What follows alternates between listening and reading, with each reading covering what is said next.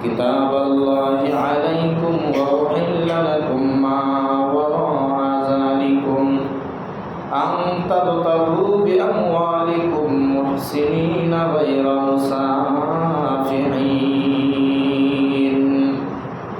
والمحصنات من النساء আল্লাহ তাআলা বলেন ওই সমস্ত নারীদেরকে তোমরা বিবাহ করতে পারবে না ওয়াল মুহসানাতু মিনান নিসাই ওই সমস্ত নারীদেরকে তোমরা বিবাহ করা তোমাদের জন্য হারাম ইল্লা মা মালাকাত আইমানুকুম যে সমস্ত নারীদের স্বামী এখনো জীবিত আছে এই সমস্ত নারীদেরকে তোমাদেরকে বিবাহ করা হারাম কিতাবাল্লাহি আলাইকুম এটা রবের পক্ষ থেকে বিধান ওয়া উহিল্লা লাকুম মা ওয়ারা'a যালিকুম এর বাইরে অন্য মহিলা যারা আছে তাদেরকে তোমরা বিবাহ করতে পারবা আন তাবতাগু বিআমওয়ালিকুম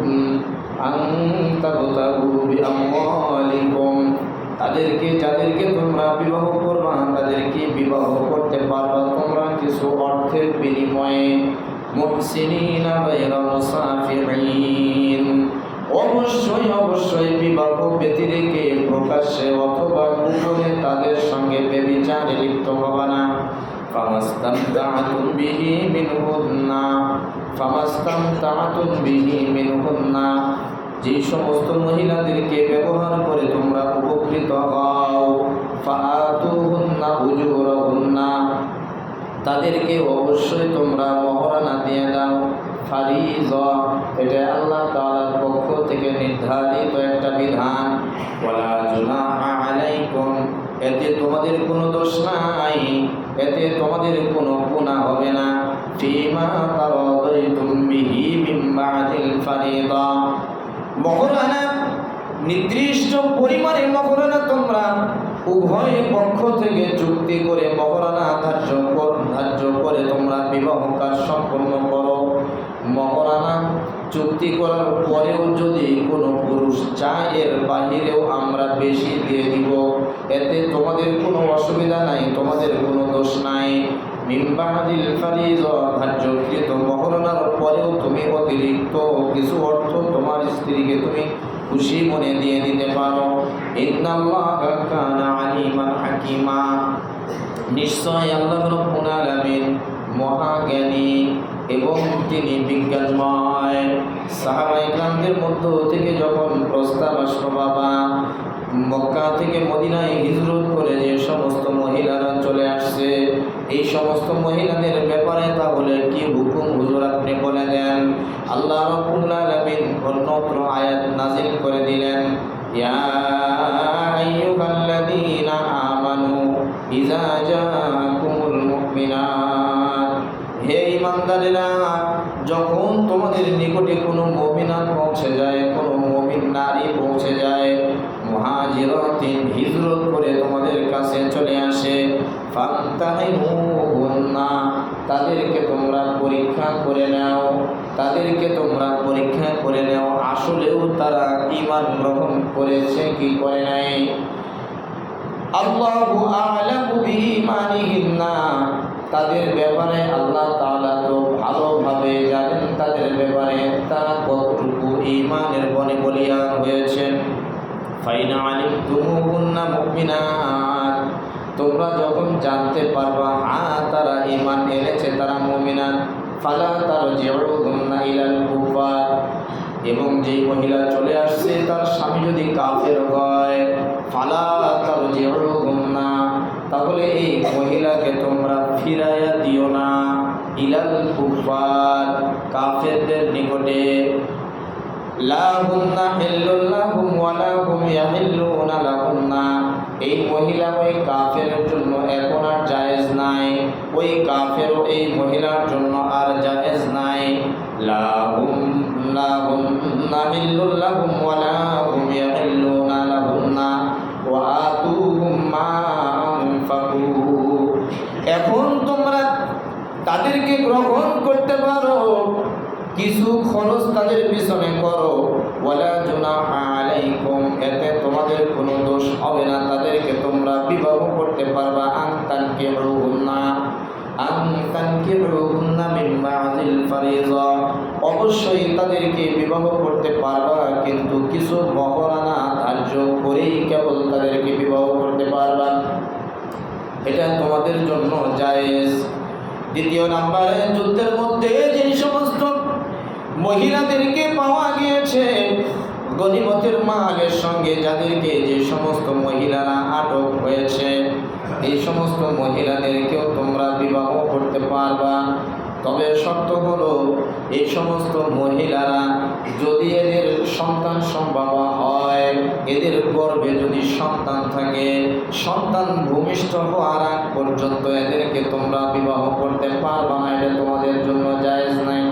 দ্বিতীয় নম্বরে, সন্তান সম্ভব যদি না হয়, অন্তঃসত্ত্বা যদি না হয়, তাহলে এই সমস্ত মহিলাদেরকে তোমরা বিবাহ করতে পারবা, কিন্তু সেটা ঋতু ইদ্যত পালন হওয়ার পরে।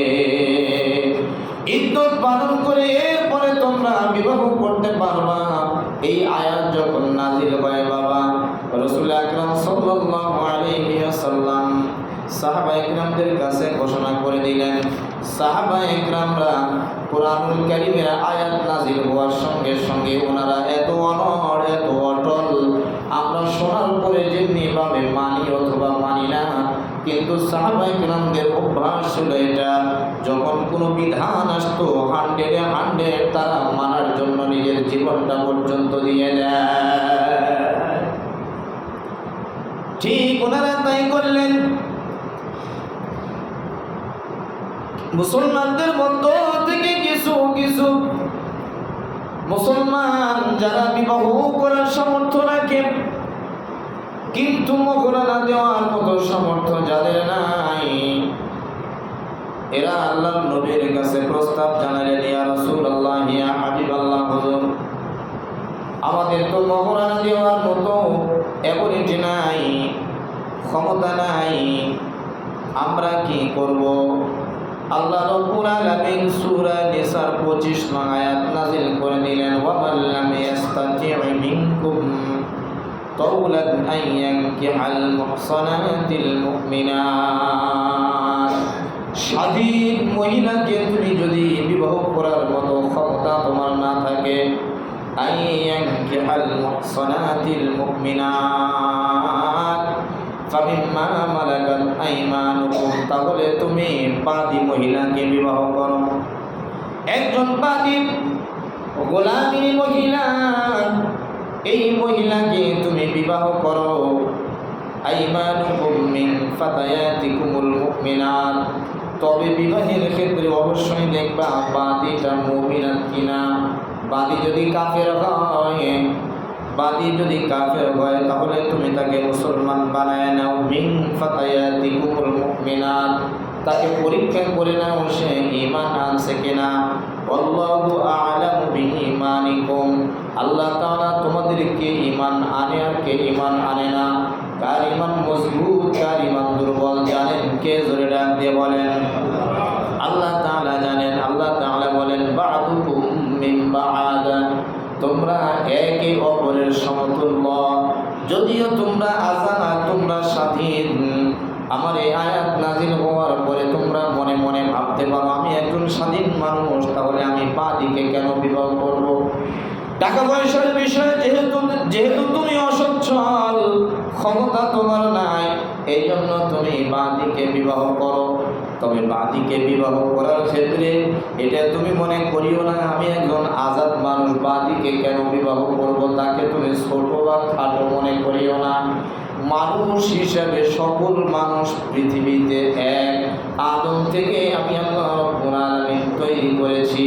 এই জন্য তুমি বাদী বলে তাকে তুমি অস্বীকার করবা বা তার প্রতি তোমার একটু ঘৃণার মনোভাব আসবে, এটা তুমি করিও না। বা'দুকুম মিন বা'দ, এই আয়াতের অংশের দ্বারা আল্লাহ তাআলা বুঝাইতে চান শুধু বিবাহের ক্ষেত্রেই নয়, অন্য যতগুলো ক্ষেত্র আছে, কখনো কোনো বড় মানুষ ছোট মানুষকে ঘৃণার চোখে দেখতে পারবে না।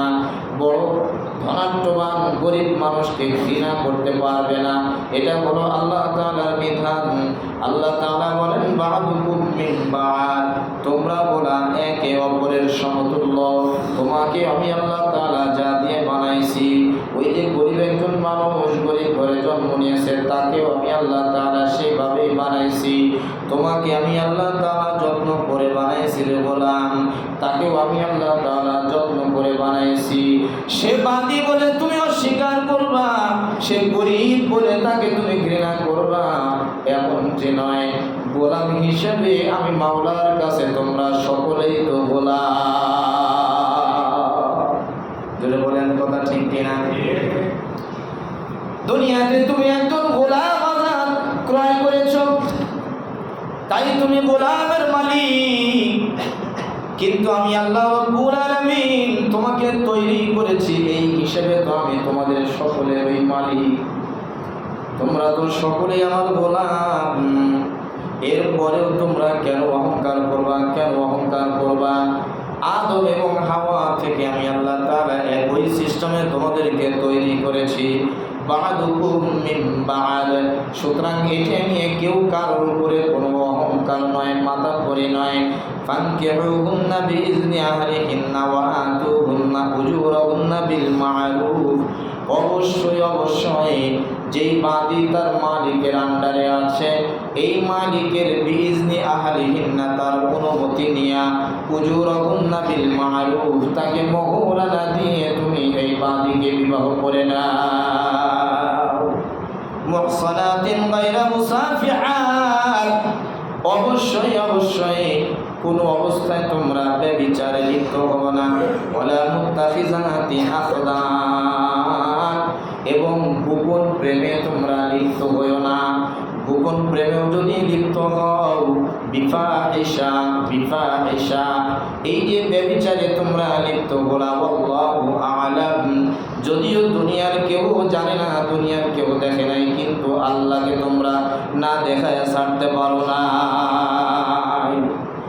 فإذا أحسن فإن أتين بفاحشة فعليهن نصف ما على المحصنات من العذاب, যে সমস্ত বাদীরা বিবাহের আগে অথবা বিবাহের পরে এরা যদি কখনো কোনো ফাহিশাত কাজে জড়ায় যায়, অশ্লীল কাজে জড়ায় যায়, ব্যভিচারে জড়ায় যায়, নিসফু মা আলাল মুহসানাতি মিনাল আযাব, স্বাধীন মহিলার যেই কষ্ট দেওয়া হবে, কোরআনুল কারীমের মধ্যে যেই বিধান, ব্যভিচারী স্বাধীন মহিলার যেই বিধান, এই মহিলার চাইতে অর্ধেক কষ্ট তোমরা ওই বাদীকে দিবা।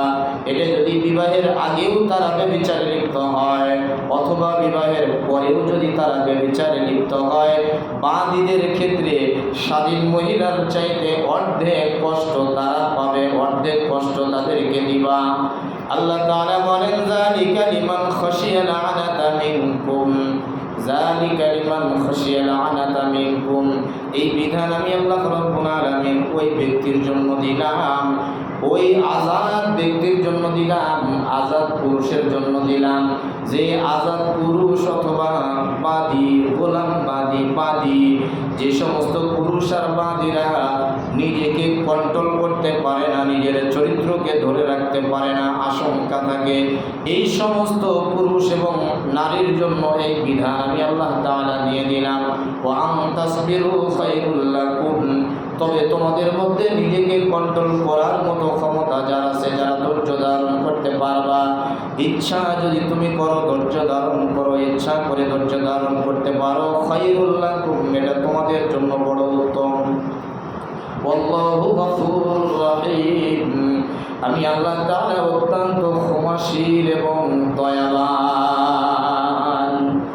আল্লাহ তাআলা সূরা নিসার 26 আয়াতের মধ্যে বলেন ইউরিদুল্লাহু লিয়ুবাইয়িনা লাকুম ওয়া ইয়াহদিয়াকুম, ইউরিদুল্লাহ, আমি আল্লাহ তাআলার ইচ্ছা, আমি আল্লাহ তাআলার ইচ্ছা, লিয়ুবাইয়িনা লাকুম, তোমাদের জন্য বর্ণনা করি, তোমাদের জন্য বয়ান করি, তোমাদেরকে বলে দেই।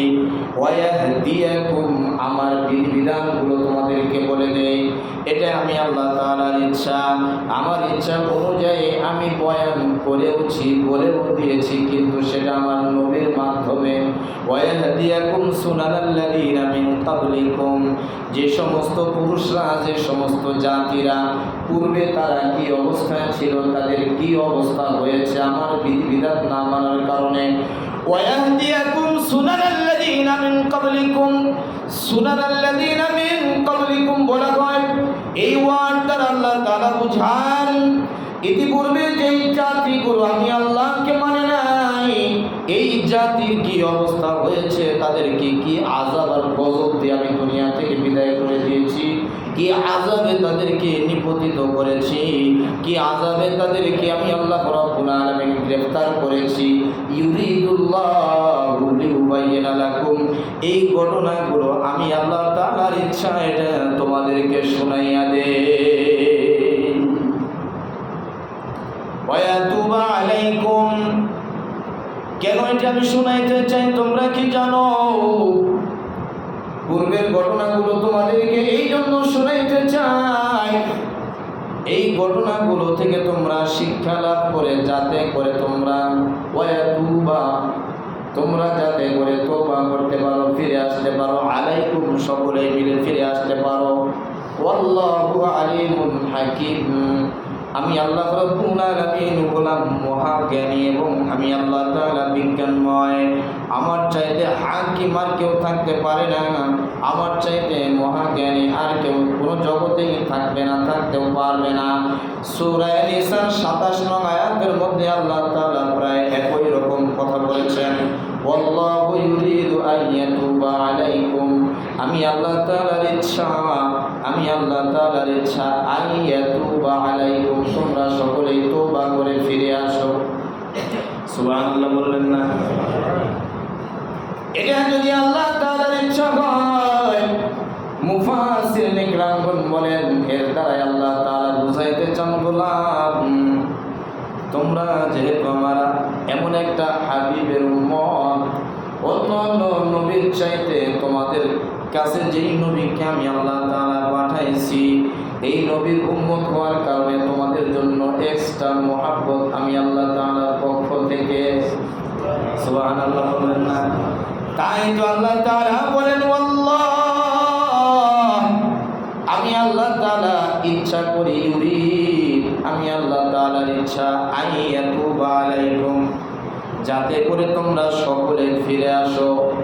ওয়াইরিদুল্লাযীনা ইয়াত্তাবিউনা আশ-শাহাওয়াতি আন তামিলু মাইলান আযীমা, ওয়াইরিদুল্লাযীনা ইয়াত্তাবিউনা আশ-শাহাওয়াত, আমি আল্লাহ তাআলা চাই ইয়াত্তাবিউনা আশ-শাহাওয়াত, যারা ইচ্ছা করে নিজের কামনাকে অনুসরণ করে, নিজে কামনাকে অনুসরণ করে ব্যভিচারে লিপ্ত হয়।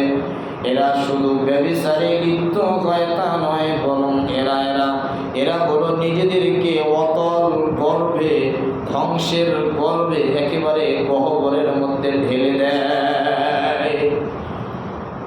অতবর গহ্বরে, ধ্বংসের গহ্বরে এরা ঢেলে দেয় নিজেদেরকে। আনতামিলু মাইলান আযীমা, ব্যভিচার করতেই থাকলে এরা এক সময় ধ্বংস হয়ে যায়। এমন ধ্বংস হওয়া হয় এরা আর কোনোদিন এদের নসিবে হয় না যে এরা তওবা করে আমি আল্লাহ তাআলার কাছে ফিরে আসবে। আল্লাহ তাআলা সূরা নিসার 28 নং আয়াতের মধ্যে প্রায় পাশাপাশি কথাগুলো তুলে ধরেছেন। ইউরিদুল্লাহ, আমি আল্লাহ তাআলার মন চায়, আমি আল্লাহ তাআলার ইচ্ছা, আইয়ুখাফফিফা আনকুম, আমি আল্লাহ তাআলার ইচ্ছা হয়েছে তোমাদেরকে মাফ করার জন্য, যার কারণে অন্য নবীর উম্মতদেরকে যে বিধিবিধানগুলো দিয়েছি তোমাদেরকে তার চাইতে অনেক বিধিবিধানগুলো আমি আল্লাহ তাআলা হালকা করে দিলাম। আইয়ুখাফফিফা আনকুম, তোমাদের জন্য একেবারে সহজ করে নিলাম। এমন বিধান আমি তোমাদেরকে দেই নাই যেই বিধান তোমরা মান্য করতে তোমাদের জন্য বহুত কষ্ট হয়ে যাবে, তোমাদের জীবন চলে যাবে। একটা কথা শুধু আপনাদেরকে মনে করে দিই, এর আগেও আমি জুমাতে বলেছি, হয়তোবা দু এক জুমায় বলেছি।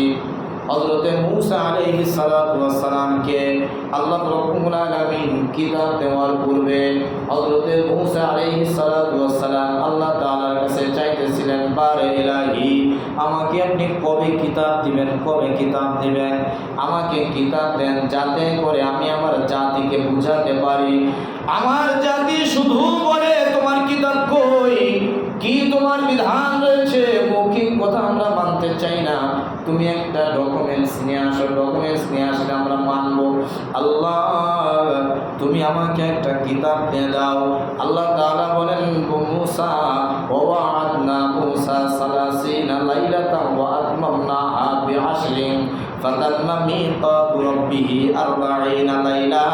আমি আল্লাহ তাআলার বিধান হলো, মূসা তোমাকে আমি কিতাব দেব, তবে লাগাতার 1 থেকে নিয়ে 30 দিন পর্যন্ত, শুধু দিনে নয় বরং রাত্রিতেও রোজা রাখতে হবে। লাইলা অর্থাৎ রাত্রিতেও রোজা। আমরা তো মনে করি শুধুমাত্র দিনেই রোজা হয়। হযরতে মূসা আলাইহিস সালাতু ওয়াস সালামের উপরে বিধান হলো লাগাতার একটানা, দিনে খাবে রাত্রে খাবে না এমনটি নয়, রাত্রে খাবে দিনে খাবে না শুধু এমনটি নয় বাবা, দিনেও খেতে পারবে না রাত্রেও খেতে পারবে না। রোজা থেকে পানি পান করা যায়? আপনারা বলেন। বিড়ি খাওয়া যায়? শুকনো জিনিস তো খাওয়া যায়, এটা তো খাওয়ার মধ্যে পড়ে। হ্যাঁ, বিড়িও খাওয়া যাবে না, মুড়িও খাওয়া যাবে না, হুক্কাও খাওয়া যাবে না, গাঞ্জাও খাওয়া যাবে না। হযরতে মূসার প্রতি অর্ডার চলে আসলো, মূসা তুমি আহারও করতে পারবা না, পানও করতে পারবা না, ভারী খাবারও খেতে পারবা না, পাতলা খাবারও খেতে পারবা না। প্রথম দিন থেকে শুরু করবা, একেবারে 30 নম্বর দিনে গিয়ে রোজা ভাঙবা। পুরা 30 দিন সহকারে যদি একটা রোজা রাখতে পারো, 30 দিন রাত না খেয়ে থাকা হলো একটা রোজা। এই একটা রোজা পালন করতে পারলেই কেবল আমি তোমাকে একটা কিতাব দেব। জোরে বলেন না সুবহানাল্লাহ। বাবারা আমার, ওইদিকে আমি যাব না, শুধু এতটুকু বোঝানোর জন্য আপনাদেরকে বলছিলাম, আমাদের উপরে যদি এমন বিধান আসতো যে 30 দিন না খেয়ে থাকো, সহজ হতো না কঠিন হতো? জোরে বলেন। আল্লাহ তাআলা বলেন, ইউরিদুল্লাহু আন ইউখাফফিফা আনকুম, বরং মূসা আলাইহিস সালাতু ওয়াস সালাম 30 নয় 40 দিন পর্যন্ত না খেয়ে থেকেছেন। 40 লাইলা, 40 দিনে কেবল একটা রোজা হয়েছে। আমাদের উপরে যদি এমন বিধান দেওয়া হতো যে গোলাম 40 দিন না খেয়ে থাকবা, একটা রোজা হবে, বছরে শুধুমাত্র একটা রোজায় তোমাদের উপরে ফরজ করে দিলাম, অন্তত আপনারা করলেও আমি মাকসুদুল ইসলাম মনে হয় করতে পারতাম না। আপনারা পারতেন? পারতেন তো?